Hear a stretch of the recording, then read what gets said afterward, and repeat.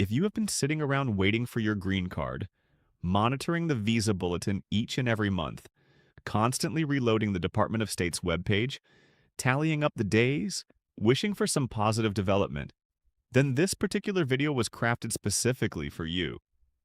Because at this moment in 2026, there are genuine shifts occurring within the priority date framework that could influence when your green card actually arrives. And if you fail to comprehend what these shifts signify, you could lose a vital opportunity that may not present itself again for months or possibly years.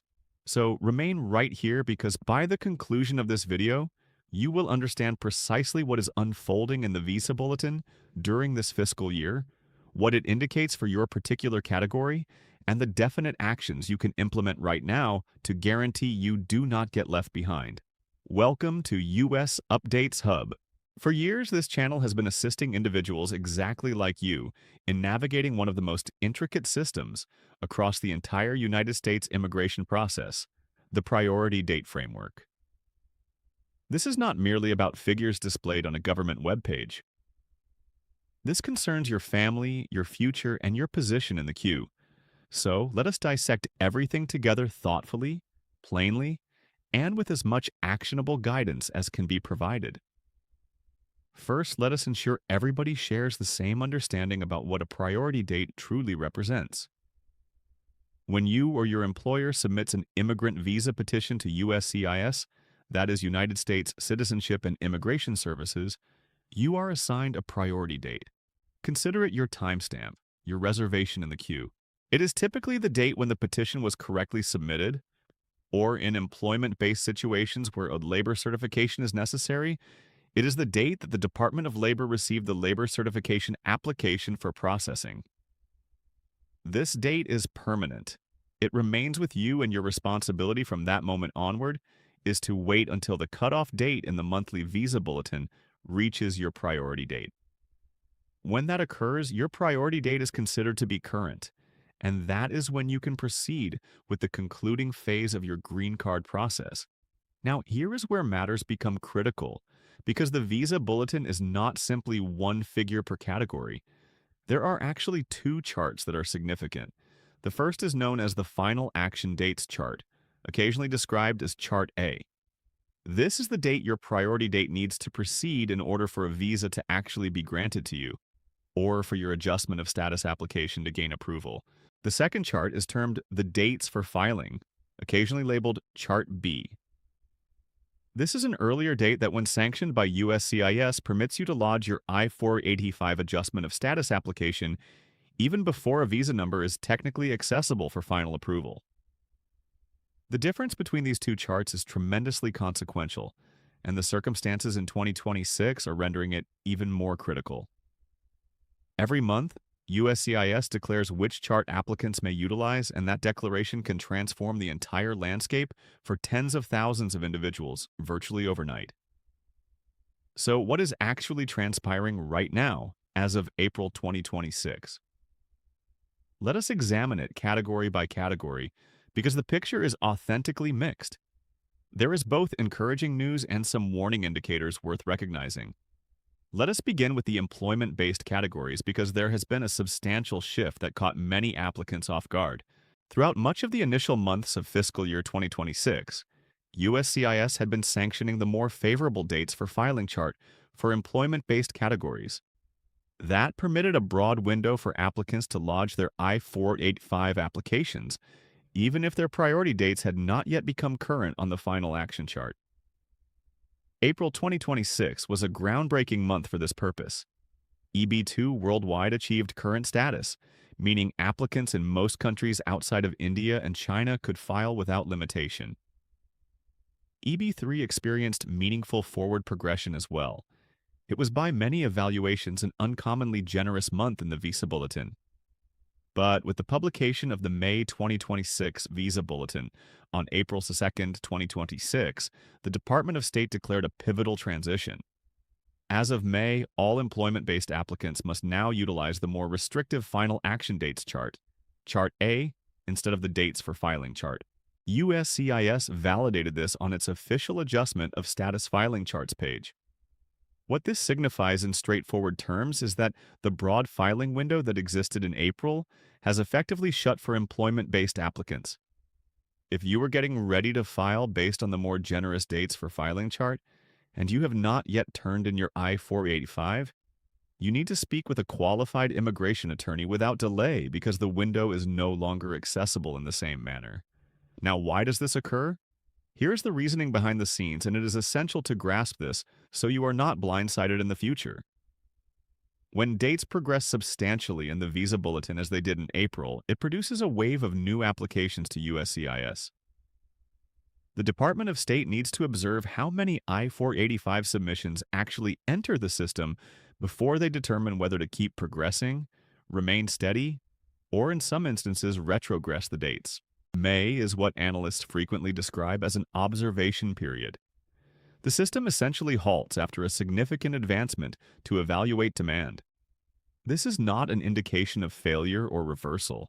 It is an inherent characteristic of how the numerical management process operates under the Immigration and Nationality Act.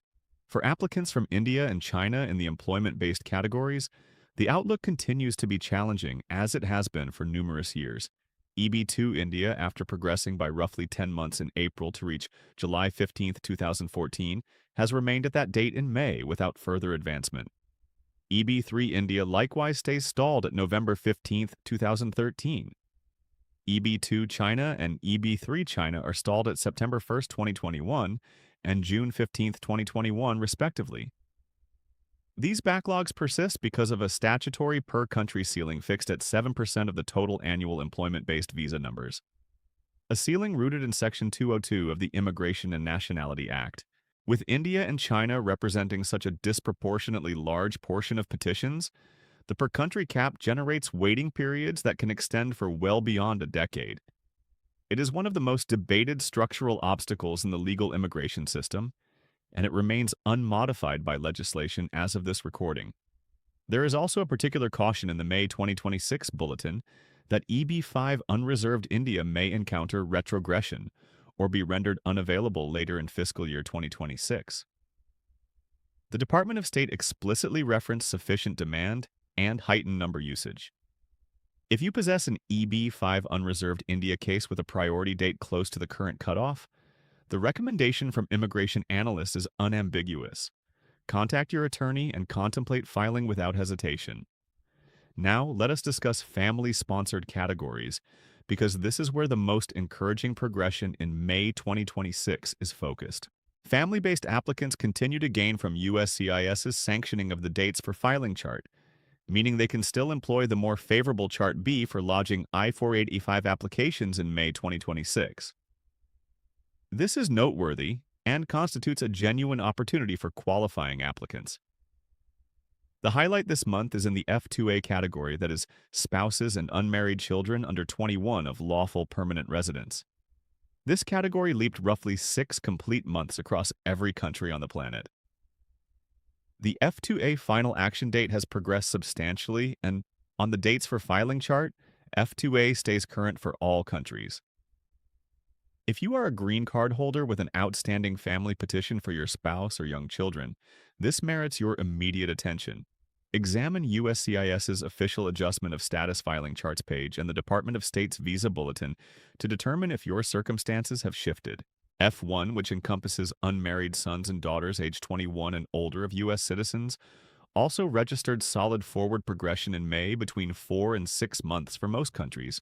F3, which encompasses married sons and daughters of U.S. citizens, and F4, which encompasses brothers and sisters of U.S. citizens, also recorded improvements this month, with the Philippines category for both witnessing particularly remarkable gains. No family-sponsored category retrogressed in May 2026. That is authentically positive news and mirrors what analysts characterize as surplus capacity in the family allocation for this fiscal year. So, what does all of this translate to in practical terms? What should you genuinely do with this information? The first thing, and I cannot emphasize this forcefully enough, is to identify your priority date. Retrieve your approval notice for your I-130 or your I-140, whichever pertains to you, and verify the date on that document. If you are uncertain where to locate it, Consult with the attorney or accredited representative who assisted you in filing, or sign into your USCIS online account where petitions are commonly tracked. Your priority date is the cornerstone of everything. The second step is to visit the Department of State's official Visa Bulletin, accessible at travel.state.gov. Search for your category and your country of birth.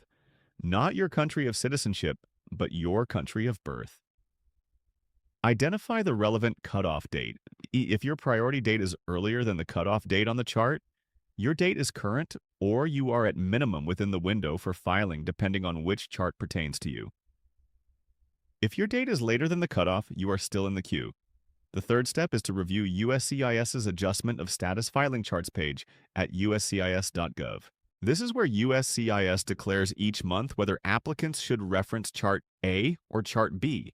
As of May 2026, family-based applicants utilize the Dates for Filing chart, and employment-based applicants utilize the Final Action Dates chart, but this can shift month to month. So you want to verify it every single month. The fourth step is to assemble your documents ahead of time. Whether you are waiting for your priority date to become current or it already has, the period between now and your filing date is not idle time. Employ it to collect the documents you will require. Items like your passport, birth certificates, police clearance certificates, medical examination results, affidavit of support, evidence of employment or income, and any previous immigration records. Document assembly can consume weeks or even months in certain situations, and having everything prepared means you can move swiftly when your window presents itself. The fifth step is to engage with a qualified immigration attorney or an accredited representative, if you have not already done so. Let me be absolutely explicit here. Everything shared with you on this channel is educational and informational. Immigration law is deeply individualized.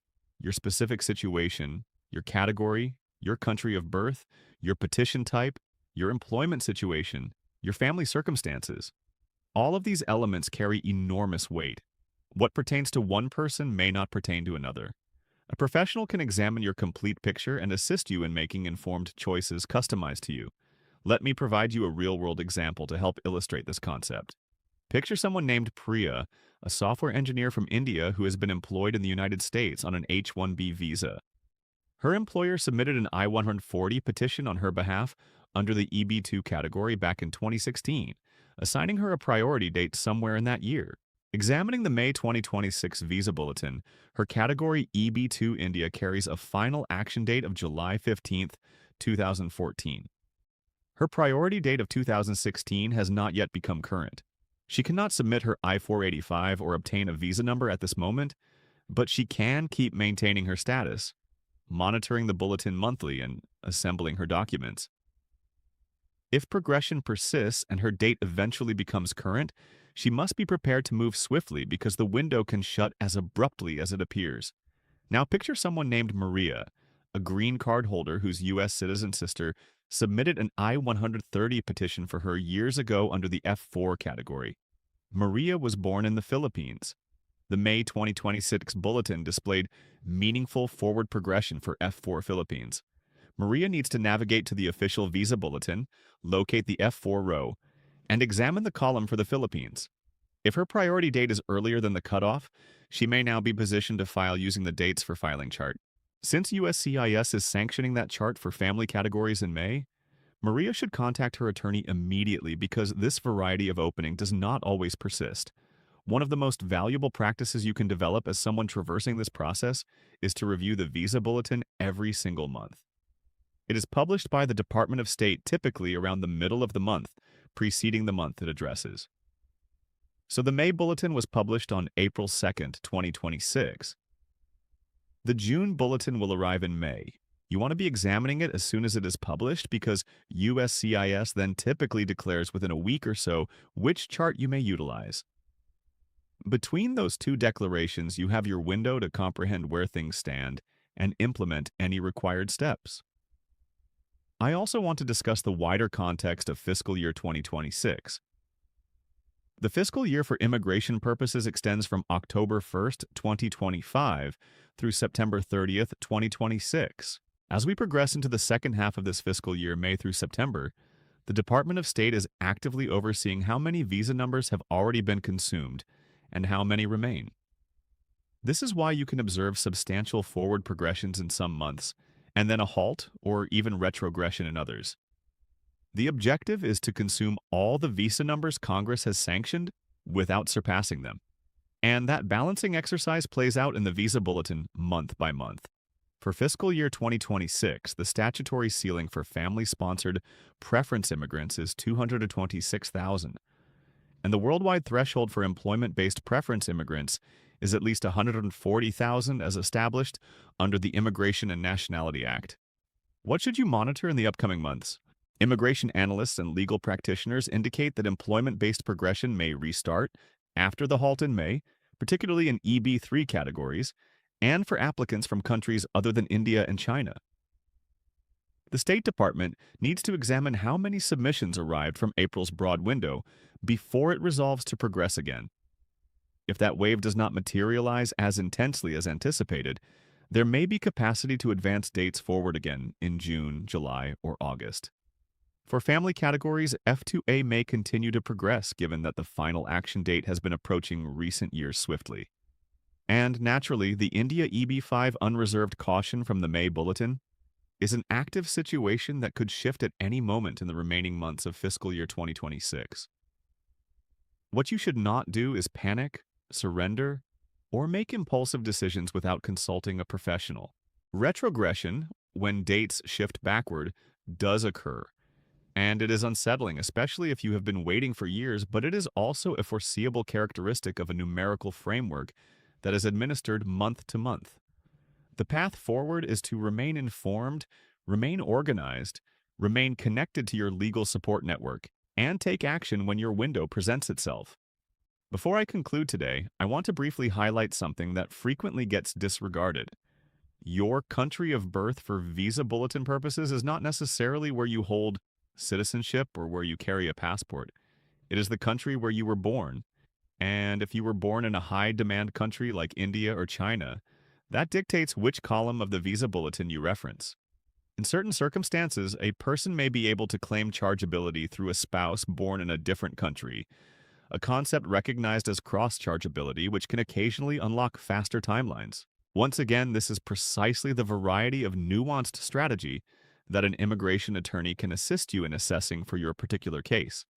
As always, I want to emphasize that everything shared on US Updates Hub is for informational purposes only and does not represent legal advice. Immigration policy can and does shift, sometimes rapidly and without substantial warning. The information in this video reflects the Visa Bulletin and USCIS guidance as of April 15, 2026. Please confirm all details through official sources. That means USCIS at uscis.gov, the Department of State Visa Bulletin at travel.state.gov. And if you are uncertain, please engage with a qualified immigration attorney licensed in the United States. If this video has assisted you in better understanding where matters stand with priority dates in the Visa Bulletin in 2026, I would truly appreciate it if you would take a second to press that like button. It may seem minor, but it authentically helps this channel connect with more people who are searching for precisely this variety of clear, truthful, practical immigration guidance.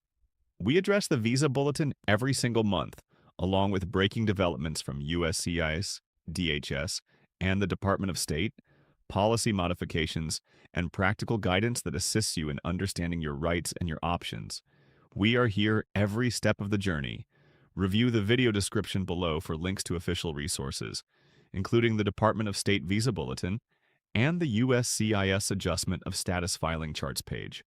Forward this video to someone you know who is on this path, because dependable information transforms lives.